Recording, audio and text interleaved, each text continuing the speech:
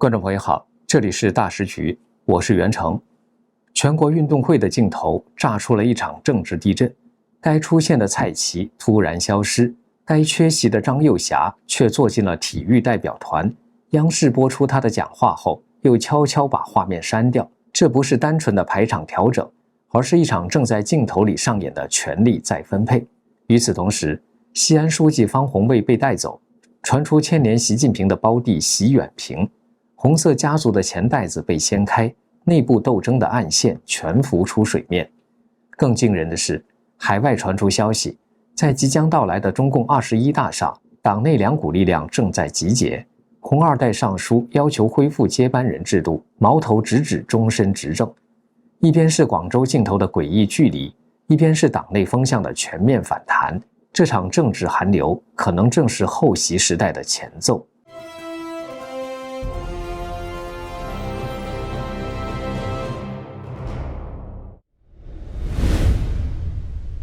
有一张照片正在网上热传。11月9号，中共党魁习近平出现在广东省广州，会见了全国体育系统的代表。跟往常一样，镜头里一排排官员，一张张笑脸，合影鼓掌，看起来一切都很正常。那天的画面出现在第15届全国运动会开幕当天。11月9号，习近平现身广州天河体育中心，亲自出席全运会开幕式。这次全运会由广东、香港、澳门共同承办，也是史上第一次由内地和2个特区联合举办。官方对外宣传的重点是体现大湾区融合发展，展现全民健身新成就。照理说，这场活动应该是一次安全的政治秀，运动员进场，观众挥旗，官媒喊体育强国，然后总书记登台致辞合影。所以一开始大家也觉得没什么特别，直到那张合影出来。如果你仔细看那张合影，就会发现画面里有2个诡异点。第一个是谁出现了，第二个是谁没出现。这次出现在镜头中的是中共军委副主席张幼霞，但问题就在这里，这场会见是全国体育先进代表，跟军方基本没有直接关联。按中共过往惯例，这类场合顶多由地方主官或体育官员出面，军委副主席一般是不会出现在这样的活动里的，所以张幼霞的出现本身就很诡异。更特别的是，就在这几天之前，11月5号，福建舰入列那场军方最高规格的仪式，习近平亲自出席授旗，那可是军事系统的大日子。结果张幼霞反而没出现，也就是说，一个该出现的场合他没来，反而在一个跟军队八竿子打不着的体育表彰会上现身了。这种场合错位的安排，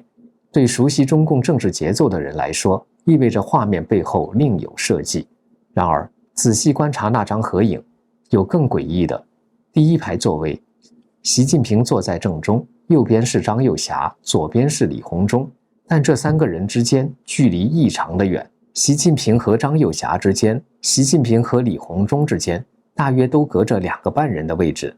而从李鸿忠往左，张幼霞往右开始，座位之间的距离又恢复正常，大概是1个半人的间距。整个画面看上去就像是有人刻意把中间3人拉开，这样的座位安排不太可能是临时出错。在这种由总书记出席、央视全程拍摄的活动中，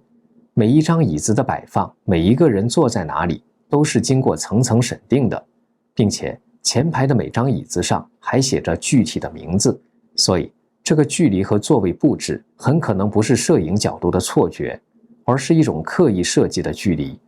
对懂政治画面语言的人来说，这种留白往往比坐得近更有意味。于是外界就开始出现各种解读。时评人周晓辉认为，习近平和张幼霞座位的间距无疑是2人关系的真正写照，那就是保持距离。不过也有观点认为，这张合影是在暗示权力的重新分布，而那个被特意留出的2个半人的距离，角度稍微侧转一下，看起来就更像是分庭抗礼的2个核心了。第2个诡异点就是蔡奇的缺席。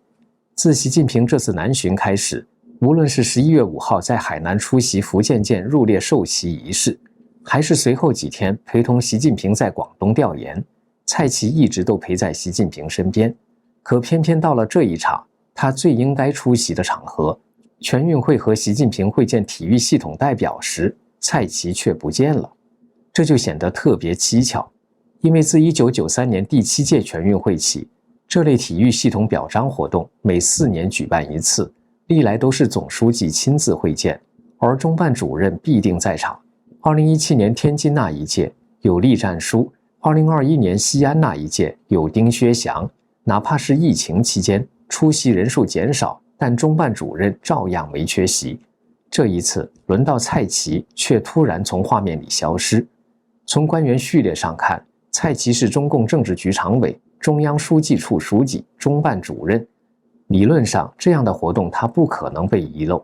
而且，这场接见也不属于地方事务，它是全国性的体育表彰，是属于中央层面的活动。所以，这次蔡奇的缺席不太可能是日程冲突或者工作安排的问题，它更像是一种有意的安排，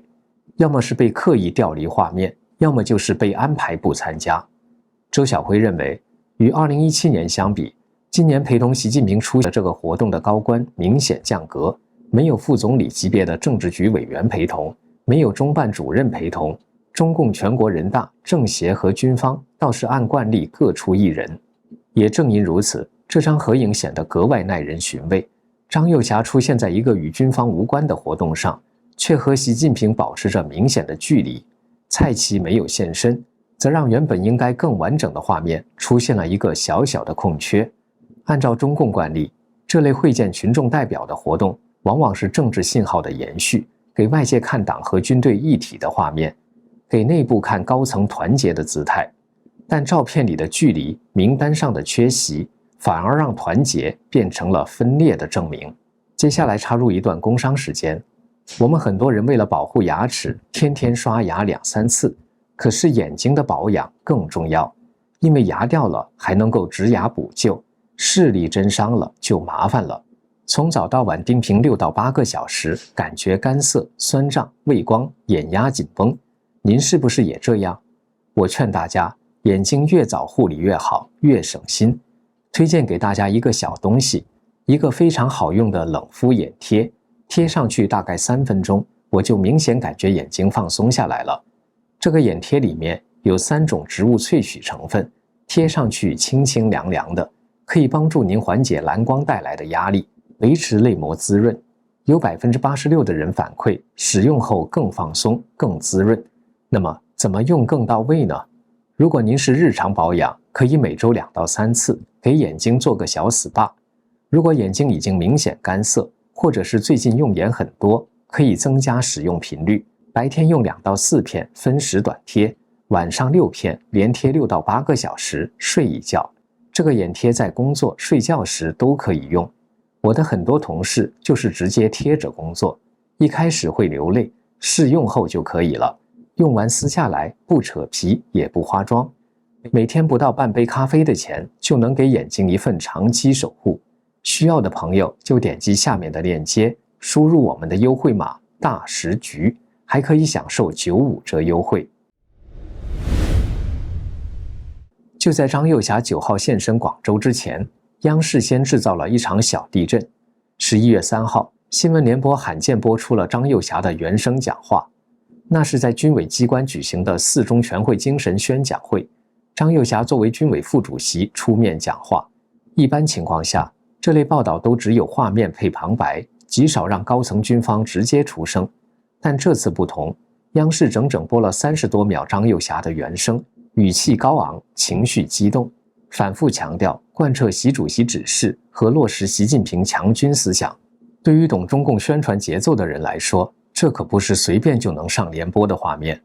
更诡异的是，5天后再打开央视官网，这段报道居然被悄悄下架，同时换上另一条学习4中全会精神的重播内容。但张又侠讲话的画面已经不见了，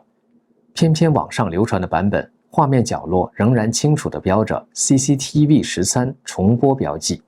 像是事后补剪留下的痕迹。时评人陈破空认为，这次央视事后删改，透露出一个信号：表面上看起来团结一致，但内部的画面控制已经出现混乱。陈破空指出，虽然中共当局仍在极力维持表面上安定团结的假象，但央视事后偷删张又侠讲话的操作，凸显了中共内斗的诡谲。与此同时，在西安，另一场更大的风波开始浮出水面。11月7号，中纪委宣布，中共陕西省委常委、西安市委书记方红卫被查。这位出身陕西汽车集团、曾任宝鸡、渭南、汉中3地主管的清华校友，不仅是习近平的老乡，也一直被视为陕西政坛的技术型官员。他的落马最初看起来不过是一桩常见的贪腐案件，直到后续消息一条一条传出，事情的层次才开始往上走。据多个消息来源和海外媒体的报道，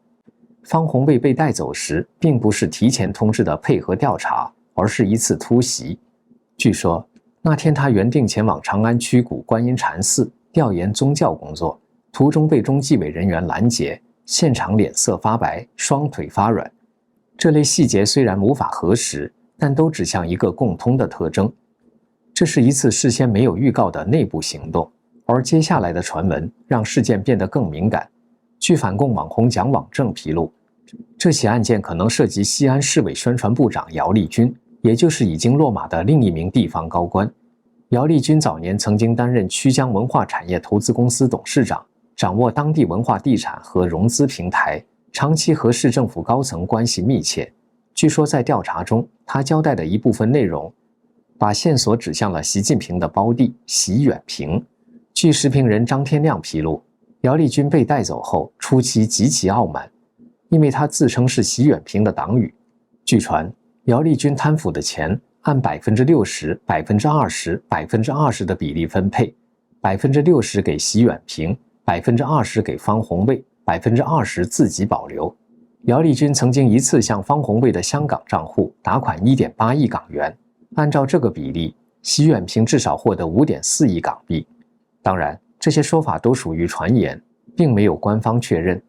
但是从各路消息的一致性来看，至少反映出这条贪腐的资金线向上延伸到了红色家族。网上爆料消息说，姚立军被调查后，中共中央第15巡视组7月份进入陕西后重审此案，挖出背后的是方红卫。据说姚立军起初从来不提习远平，但出事后句句不离习远平，希望获得保护。他把习远平和方红卫下达的每次任务都保存在微信中，并保存了习远平和国务院副总理刘国中的换汇材料。传闻方红卫的妻子在香港开设3家换汇公司。这些传闻之所以能够迅速发酵，还因为他们符合一个微妙的政治节奏。中共4中全会刚结束，地方换届将起，中央巡视组刚离开陕西。如果说之前还只是查地方，那么现在这条线开始往上走，往外走，从地方经济延伸到家族层面，从陕西延伸到香港。而对外界而言，这些故事的真假反而不是重点，真正值得关注的是这起案件在传播层面的敏感度。在过去，牵涉最高层家属的传闻往往被迅速压下，这次却出现了相反的情况，消息不但没被完全封锁，反而在多个海外平台上持续发酵。这种默许的扩散本身就是一种信号，体系内部对于能谈什么不能谈什么的边界正在发生变化。目前方红卫的最终定性尚未公布，中纪委的通报依旧是标准的涉嫌严重违纪违法8个字，没有更多的内容。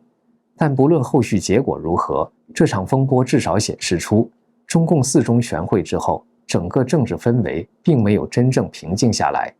一些看似地方性的案件正在成为观察高层动向的新窗口。而且这种波动似乎并不仅限于西安，就在方红卫被查后没几天，远在新疆的乌鲁木齐也传来消息，市委副书记、政法委书记马志军落马。马志军是前中共新疆党委书记马兴瑞的旧部，他的被查被外界解读为新疆系统清理的延续。从西安到乌鲁木齐，2个看似毫无关联的地点，在短短1周之内相继出现高官出事的消息，这样的节奏不免让人感觉中共四中全会之后的政治余震正在向更广的范围扩散。而就在这个时候，海外又传出新的惊人消息，有人说，在中共21大上，习近平将面临党内两股势力的对抗。独立时评人蔡胜坤近日爆料说，有超过200名中共红二代联名上书，劝告习近平恢复接班人制度。虽然信中强调这是善意谏言，非逼宫，但其实只要熟悉中共政治语言的人都明白，这样的谏言往往出现在体制内情势紧绷的时刻。根据流亡澳洲的法学学者袁宏斌的说法，这封信出现的背后，代表着中共内部两股力量正在集结。第一股是以邓朴方和邓小平家族为核心的旧权贵派，他们主张恢复邓时代的权贵资本主义秩序，也就是让权力和资本重新达成平衡，以维持既得利益。第二股则是以胡耀邦家族和自由派知识群体为精神象征的力量。这一股政治势力，他们希望恢复胡耀邦时期的那种自由主义的路线，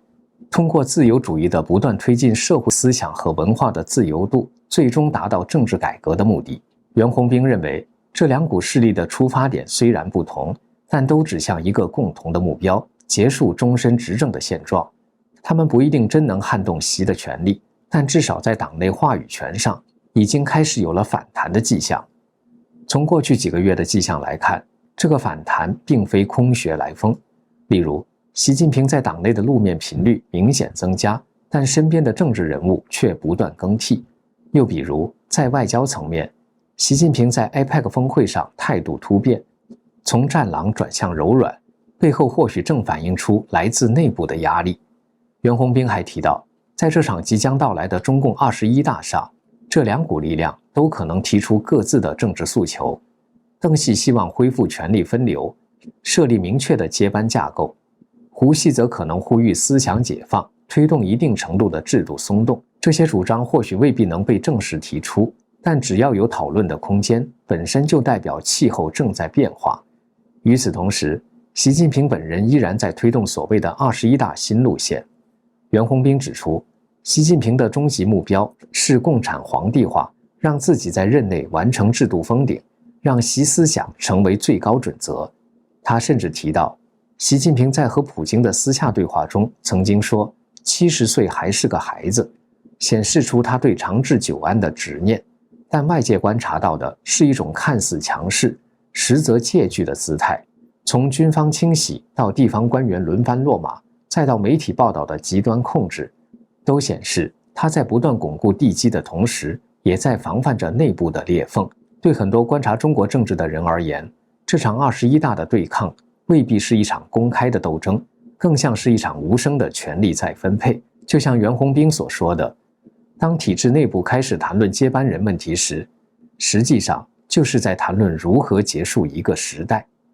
这里是大时局，感谢您的陪伴与思考，请订阅、分享并打开小铃铛，一起在动荡中坚守真相，在黑暗中点燃希望。